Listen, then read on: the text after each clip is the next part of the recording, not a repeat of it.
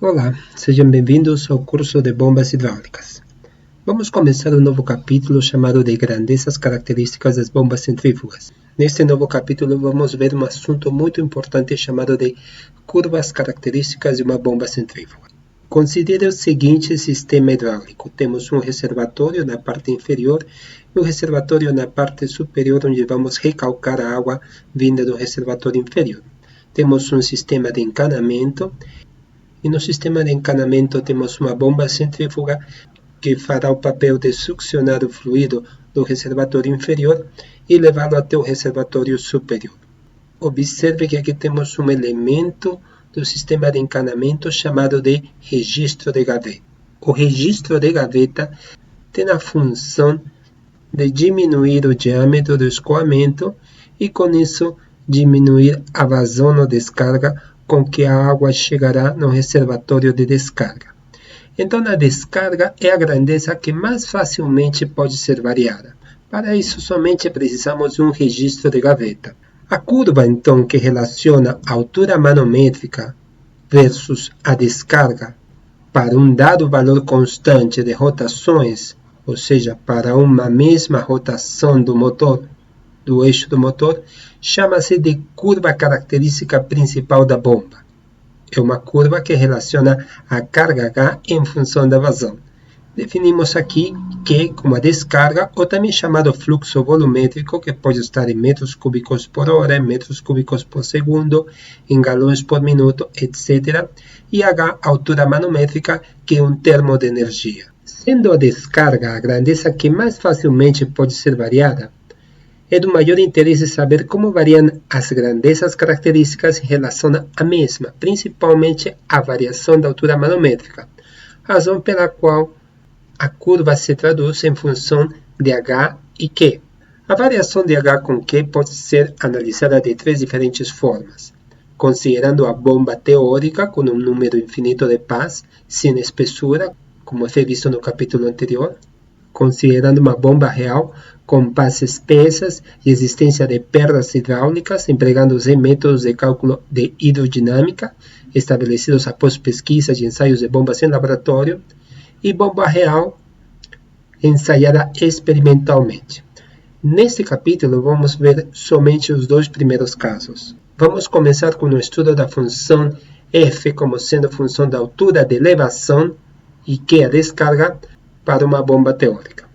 Então, aqui temos um rotor na sua projeção horizontal. Temos uma pá, que está assinalada aqui pelas linhas em vermelho. O rotor apresenta um raio menor, R1, e um raio maior, R2. Esta parte daqui representa o bordo de entrada do rotor, por onde as partículas entrarão em contato com as pás do rotor. E esta região daqui representa o bordo de saída do rotor. Quando a partícula entra em contato com a pá, então teremos os três componentes vetoriais que já foram vistos na aula passada. Temos a velocidade periférica, a velocidade relativa em 1 e a velocidade absoluta. No bordo de saída, a partícula também terá seus três componentes vetoriais, a velocidade periférica em 2, a velocidade absoluta em 2 e a soma geométrica desses dois componentes vetoriais como sendo a velocidade absoluta. Sabemos que a energia cedida ao líquido na bomba teórica pelo rotor é dada pela equação de Euler, que é definida da seguinte forma. Mas vamos fazer uma simplificação como mostrado no esquema. No caso de uma pá radial na entrada, onde α1 é igual a 90 graus, o termo da componente periférica da velocidade absoluta, ou V1, é igual a zero, já que a velocidade absoluta em 1 não apresenta projeção na sua componente periférica porque o ângulo é igual a 90. Nesse sentido, esse termo se anula e a equação fica da seguinte forma, como sendo a equação simplificada de Euler. Daqui para frente, vamos considerar o caso da equação simplificada, onde a pá é radial na entrada. Então, consideramos U2, W2 e V2, as velocidades na saída do rotor, para uma rotação constante em revoluções por minuto, e descarga aqui, que corresponde a um rendimento máximo. Para esse caso específico, Já vimos que o diagrama de velocidades está definido pelas componentes periférica, relativa e absoluta. Observamos também que a velocidade absoluta pode ser decomposta em seus componentes periféricos e meridional ou radial. Mas quando Q, ou a descarga, assumir um novo valor menor, por exemplo, que x, mantendo constante o número de rotação por minuto, o que significa que o motor não vai variar a sua rotação, o diagrama à saída terá as velocidades U2x, W2x e V2x, como mostrado a seguir. Então, pode-se observar que a velocidade periférica não é alterada mesmo diminuindo a descarga, ou seja, fechando o registro de gaveta, porque esta velocidade ou este componente depende da rotação do rotor e não da vazão do fluido através da bomba. Mas o componente relativo, quando a descarga é diminuída, ele sofre uma diminuição. Entretanto, o ângulo β2 não muda, porque é uma característica geométrica no bordo de saída da pá. Então, pela soma vetorial, teríamos um novo vetor de velocidade absoluta V2x, e ele estaria formado pelas componentes VU2x e VM2x, ou seja, as componentes periférica e meridional do novo vetor absoluto quando há uma diminuição da descarga. Além disso, podemos observar que este componente radial, ou meridional da velocidade absoluta, é o responsável para o cálculo da vazão no bordo de saída do rotor. Nesta vista do rotor, onde podemos observar o canal formado por duas pás consecutivas, temos o sentido de rotação horário, temos o bordo de entrada do rotor e o bordo de saída do rotor, temos uma altura definida como B1, que é a altura da pá, e aqui a altura seria de B2. Temos que a partícula saindo por aqui de forma radial, que corresponde ao componente meridional da velocidade absoluta, é de fato a responsável pelo cálculo da descarga do fluido na saída do rotor. Então, um esquema do rotor mostrando esse componente, que é o responsável pela descarga, nos permite observar, primeiro, que o componente radial da velocidade absoluta é o responsável pela vazão. Segundo, que a água é descarregada numa área cilíndrica que corresponde à parede lateral de um cilindro. Temos a altura B2 da pá e podemos definir algumas equações, começando pela descarga. A descarga, nesse sentido, será igual à área vezes a componente meridional da velocidade absoluta, e nesse caso temos a área do cilindro sem considerar a base, nem a tampa, nem a parte de cima. Então, teríamos que essa área vai ser igual a π d2, que seria o diâmetro maior do rotor, B2, que seria a altura no bordo de saída do rotor, vezes o componente meridional da velocidade absoluta para esse novo caso de descarga Qx, ou uma diminuição da descarga simplesmente fechando o registro. Desta equação, então, deixamos em evidência esse componente meridional, que fica sendo igual a descarga, a nova descarga x, sobre π d2 vezes B2. Então, retomamos nosso diagrama de velocidades para as duas condições de escoamento. O escoamento com todo o registro aberto, com seu componente periférico, relativo e absoluto, e o diagrama de velocidades para uma descarga menor, onde o registro de gaveta foi fechado parcialmente e temos uma velocidade diferente, mas a componente periférica não muda, a componente relativa muda e a velocidade absoluta também muda. Então, quando a descarga Q diminui para Qx, VM2 assume o valor de VM2x, assume um valor menor, como pode-se observar aqui. O 2 não varia, já que ele depende da rotação do rotor, e ele está vinculado ao eixo do motor e ele não muda. VU2 passa a ser VU2x. Então, lembrando da equação da altura de elevação, para essa nova descarga, então, seria igual a velocidade periférica em 2, que ela não se altera, e a componente periférica da velocidade absoluta, que sim, ela se modifica, já que houve uma variação na descarga, sobre a aceleração da gravidade. Precisamos de uma expressão que utilize o termo da componente periférica da velocidade absoluta para essa nova vazão. Então, vamos utilizar a trigonometria. Observamos que temos esse triângulo, onde correlaciona o componente meridional, a velocidade relativa, e o ângulo beta, que seria este daqui. E esse triângulo não é nada mais do que este triângulo daqui. Eles são exatamente iguais. Então, trazendo os termos que nos interessam, temos que a hipotenusa seria a velocidade relativa, 2x, o componente meridional da velocidade absoluta para essa nova descarga, e este trecho daqui seria o 2 menos o componente periférico da velocidade absoluta em 2 para essa nova descarga, essa subtração. Pela relação trigonométrica, a cotangente de beta2 é igual ao 2 menos VU2x sobre VM2x. Deixamos em evidência VU2x. Depois trazemos a equação da descarga, só que em função da componente meridional da velocidade absoluta em 2 para essa nova descarga em x. E fazemos a substituição desse termo na equação de VU2x. Então, ficamos com uma equação dessa forma.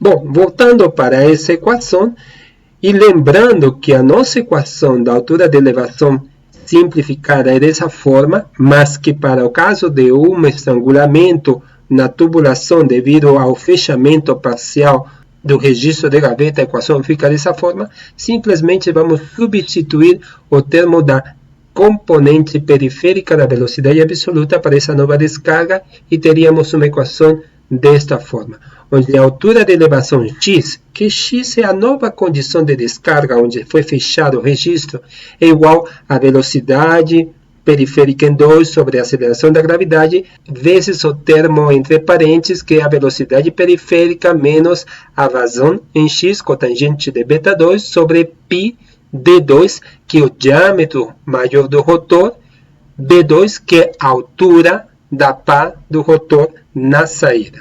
Esta equação corresponde à energia fornecida ao líquido pelo rotor teórico com a bomba funcionando com um valor de descarga Qx. A equação anterior pode ser reescrita da seguinte forma. Isso equivale a dizer que essa equação corresponde a uma equação de uma reta, onde A e B são constantes. Mas vamos considerar as seguintes hipóteses para resolver essa equação. A primeira é descarga nula ou válvula totalmente fechada. A segunda é quando as pás de saída são radiais. Já vimos que a pá é radial na entrada, mas que o que aconteceria se a pá na saída fosse radial? Ou seja, beta2 igual a 90 graus. O terceiro caso é quando as pás são curvadas para trás, ou seja, beta2 menor que 90 graus. E o quarto caso, quando as pás são curvadas para frente, ou seja, beta2 maior que 90 graus. Para o primeiro caso da descarga nula, válvula fechada, temos que a vazão é igual a zero. Então, na equação da altura de elevação calculada teoricamente, a vazão se torna igual a zero, então a altura de elevação fica sendo como a velocidade periférica no bordo de saída ao quadrado sobre a aceleração da gravidade. Isso é conhecido como a altura de elevação máxima, ou também condição de Shut-off. A condição de Shut-off de uma bomba operando com Q igual a zero, ou seja, registro totalmente fechado, é importante. Shut-off é uma condição da bomba operando com uma vazão igual a zero, ou seja, o registro totalmente fechado. É importante conhecer o valor de H para a condição de Shut-off, ou seja, o valor da altura manométrica. Mas por enquanto estamos falando da altura de elevação. Agora vamos considerar o segundo caso, que são as pás com saída radial, ou seja, beta2 igual a 90. Sabemos que para esse caso, cotangente de 90 é igual a zero, ou seja, a equação antes mencionada e definida como a equação da altura de elevação para um rotor teórico fica sendo igual à velocidade periférica no bordo de saída do rotor elevado ao quadrado sobre a aceleração da gravidade, ou seja, constante para qualquer vazão. Quando temos uma pá radial, teoricamente a vazão não irá ser alterada. No terceiro caso, temos as pás curvadas para trás, ou seja, beta2 menor que 90 graus. Cotangente de beta2 maior que 90 graus, nos faz afirmar que a altura de elevação diminui quando aumenta a vazão. No caso de pás curvadas para frente, com beta2 maior que 90 graus, cotangente de beta2 será negativo. Nesse caso, quando aplicamos na equação da altura de elevação para um rotor teórico, podemos afirmar que a altura de elevação aumenta quando a descarga aumenta, teoricamente. Entretanto, isso não acontece devido a perdas por condução defeituosa das veias. Vamos traçar as curvas teóricas formadas a partir da equação para um rotor que foi definido como rotor teórico. Sabemos que essa expressão está em função de cotangente de β2. Então, para os casos antes mencionados, quando β2 é igual a 90, não há variação da vazão. O valor é constante. Para o caso de β2 menor que 90, então a altura de elevação diminui à medida que a vazão aumenta.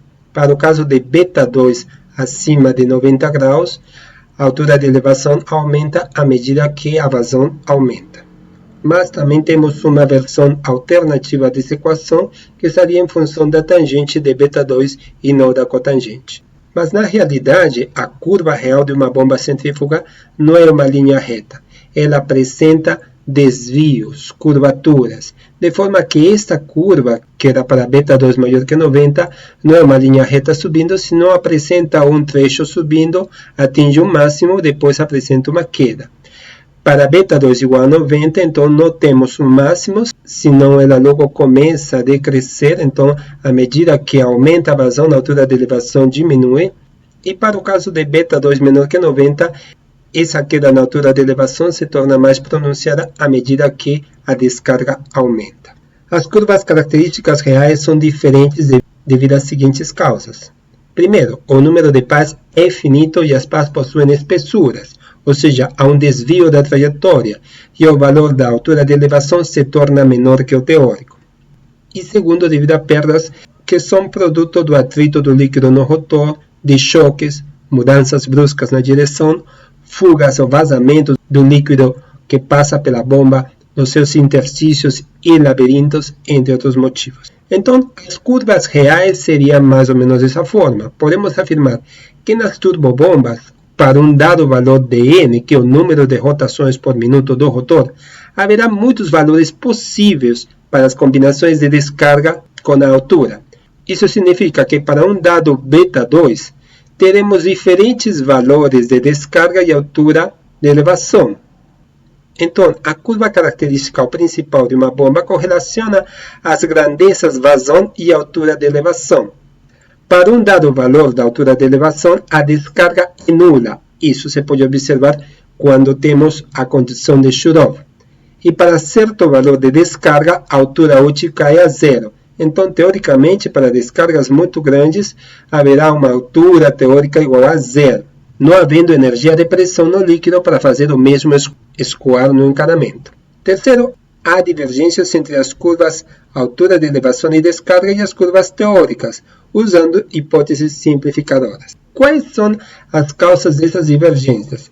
Então, especificamente são três as causas: o número finito de pás com espessura, as perdas devido aos atritos e turbulências no rotor, e as perdas por choques na entrada do rotor e a entrada do difusor. Vamos observar cada uma delas. A primeira. Então, considere o caso de pás curvadas para trás, ângulo β2 menor que 90 graus.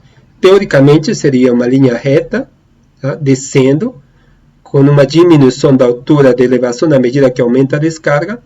A curva característica de uma bomba teórica é representada pela linha A. Então, temos esta linha que representa a equação, a curva teórica. Mas, devido à influência do número finito de pás, então, a altura de elevação, já foi visto no capítulo anterior, essa altura de elevação é menor, devido a essa influência do número de pás. Então, para um número infinito de pás, a curva seria A, e para um número finito de pás, a curva seria B. Perdas devido aos atritos e turbulências. Então, são proporcionais ao quadrado da velocidade e, portanto, da descarga. Já vimos que a curva B representa a curva de um rotor provisto de pás com espessura.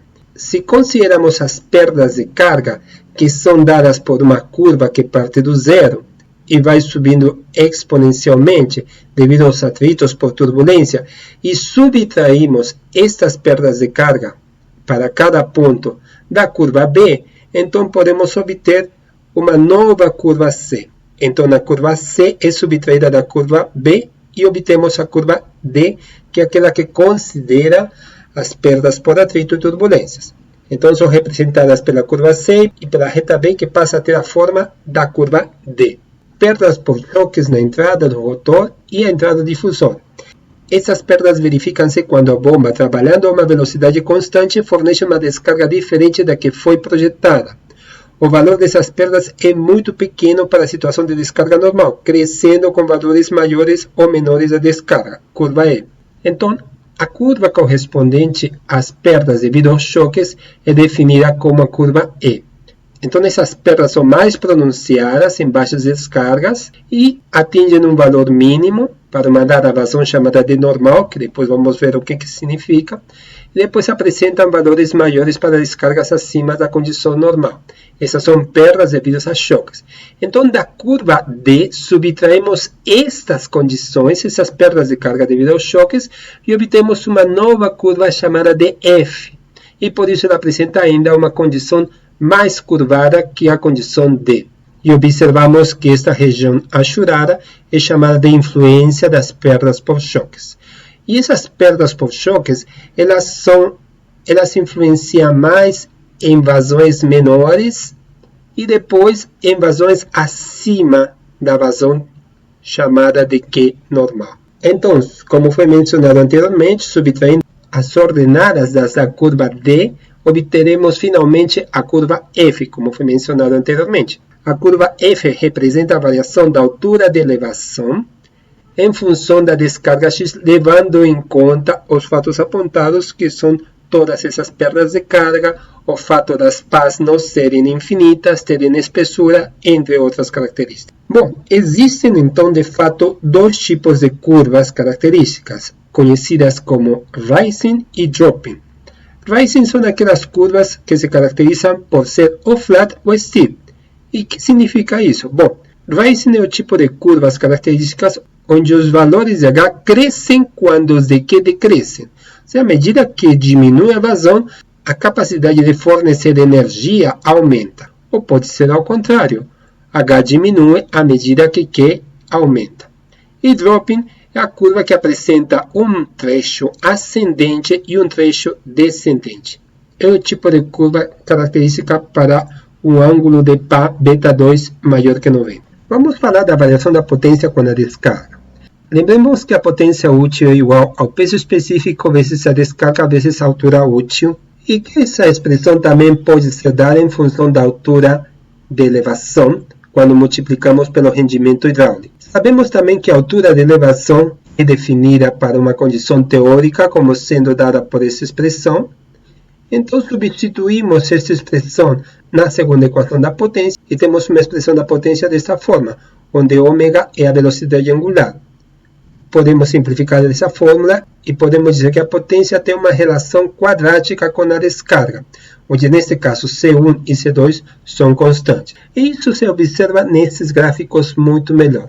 N1, N2 e N3 são diferentes rotações por minuto. Por exemplo, 1000, 2000, 3000 rotações por minuto do rotor. E a curva parabólica representa, de fato, a curva da potência. Então, quando relacionamos a potência com a descarga, teoricamente ela deve apresentar um formato parabólico. Mas esta é uma função teórica, que não obedece à realidade. De fato, as potências começam acima de zero.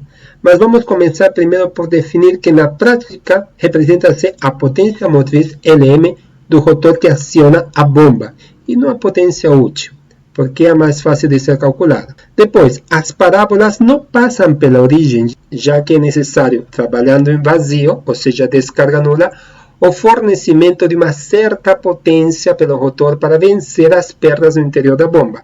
É por isso que é necessário uma potência inicial. Então, teoricamente, começa do zero, mas na prática não é assim. E temos aqui para diferentes rotações, ou seja, diferentes curvas para rotação N1, que é maior que N2, que é maior que N3. Então, à medida que aumenta o número de rotações por minuto, então as curvas de potência versus vazão também não passam pelo mesmo lugar. A maior rotações por minuto, a curva de potência aparece na parte superior do gráfico.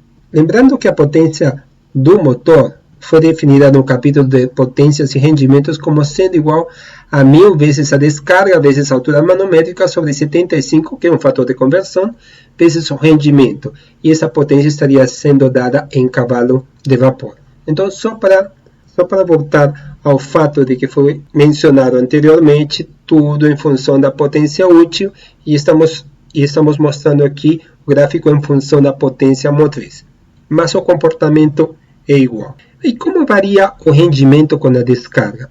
Então, se deixamos do lado esquerdo o termo do rendimento na equação da potência, podemos observar que para cada valor de vazão corresponde um único valor de altura manométrica. Então, para uma vazão Q1 corresponderá uma altura manométrica 1, para uma vazão ou descarga Q2, uma altura manométrica 2, e assim por diante. Mas como essa correlação não é linear, isso se deve às causas que já foram mencionadas anteriormente.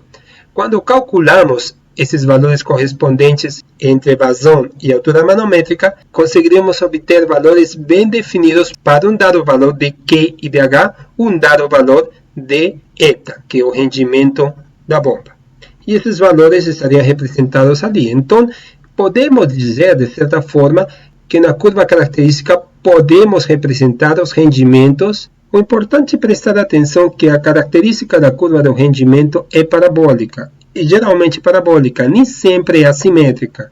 E isso está correlacionado com a característica não linear da curva que correlaciona descarga versus altura manométrica ou de elevação. Quando falamos das curvas de isorrendimento, temos que nos referirmos ao rendimento. Sabemos que o rendimento é definido por esta equação.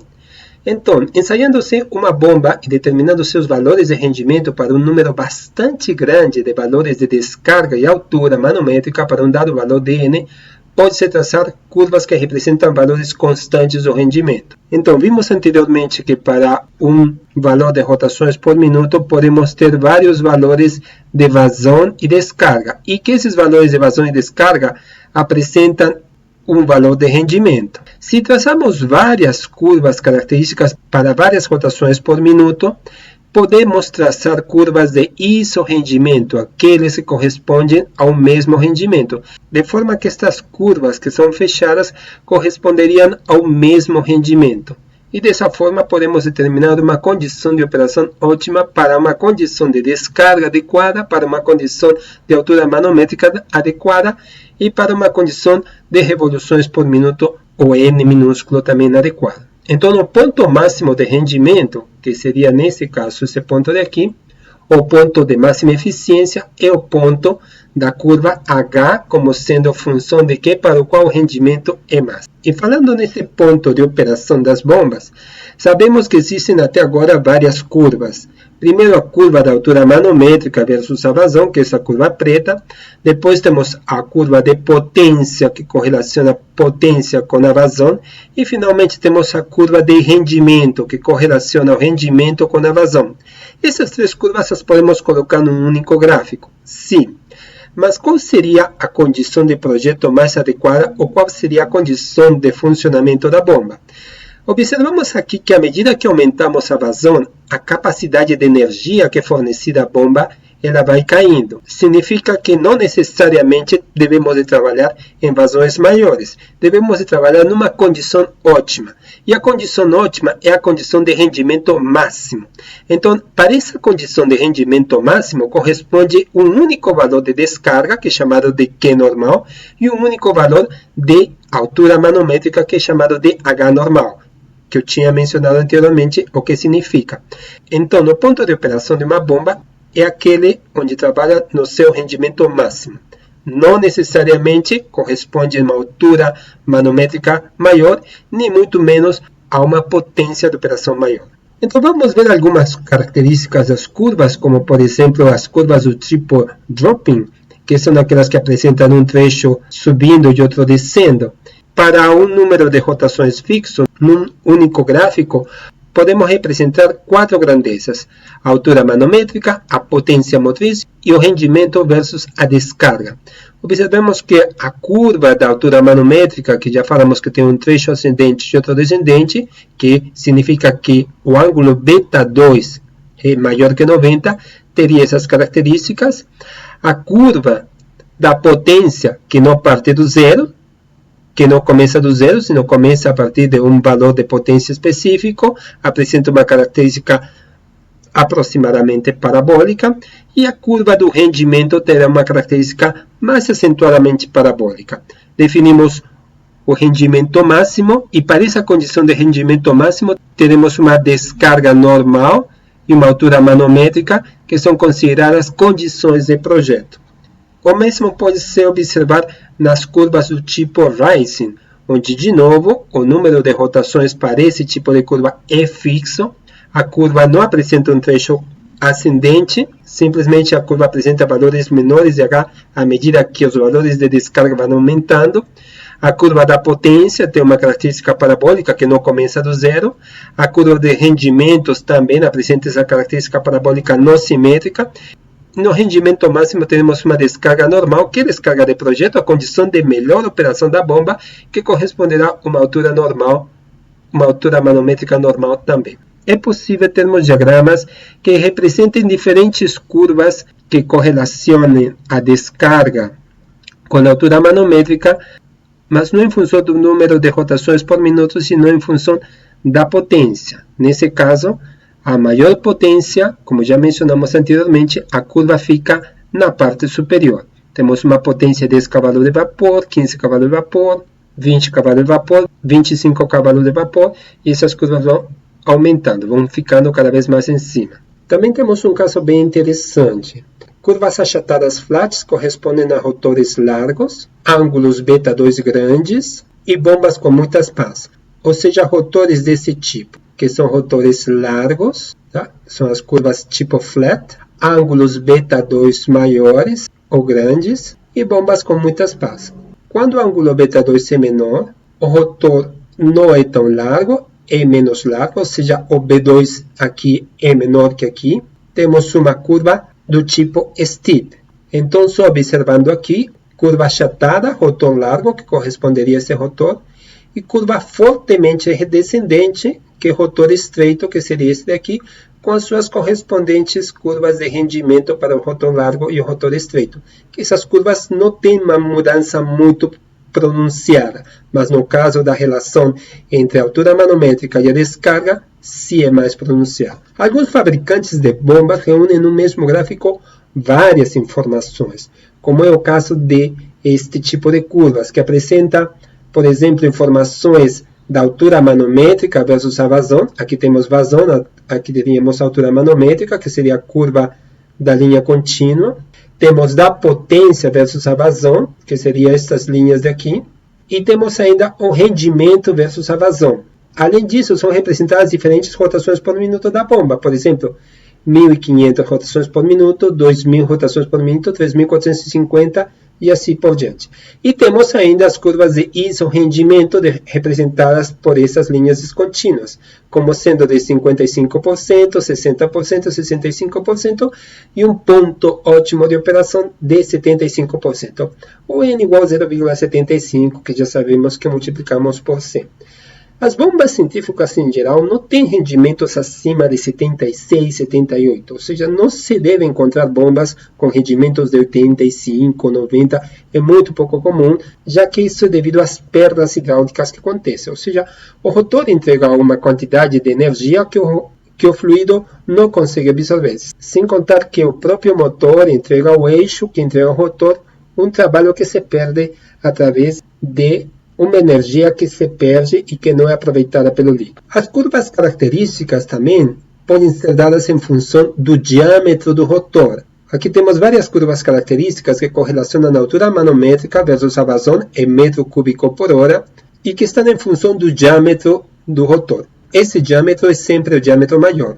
Aqui temos 180 mm, 190, 199, 208, 219 mm que é o diâmetro do rotor. Ao mesmo tempo, temos as curvas de isorrendimento. E também teríamos as curvas da potência em função da descarga para cada um dos diâmetros acima mencionados. Há um tipo de curvas chamadas de curvas tipo escama de peixe, que são muito características para as bombas do tipo Worthington, da série D1000, onde observamos áreas específicas, áreas definidas por 3 números. Nesse caso, o primeiro número corresponde ao diâmetro de entrada da bomba, o segundo ao diâmetro de saída da bomba e o terceiro ao diâmetro do rotor. Este gráfico, por exemplo, é dado para uma bomba que trabalha com uma rotação fixa de 3.500 revoluções por minuto. Então teríamos 3, que seria em polegadas, 3, 1,5 de polegadas, vezes 5,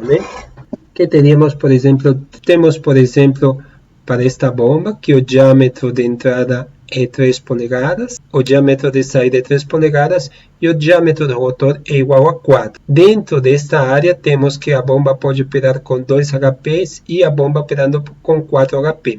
Neste outro caso, temos o diâmetro de entrada de 3, o de saída de 2 e o do rotor igual a 5. A descarga está em metro cúbico por hora e a altura é considerada a altura manométrica em metros.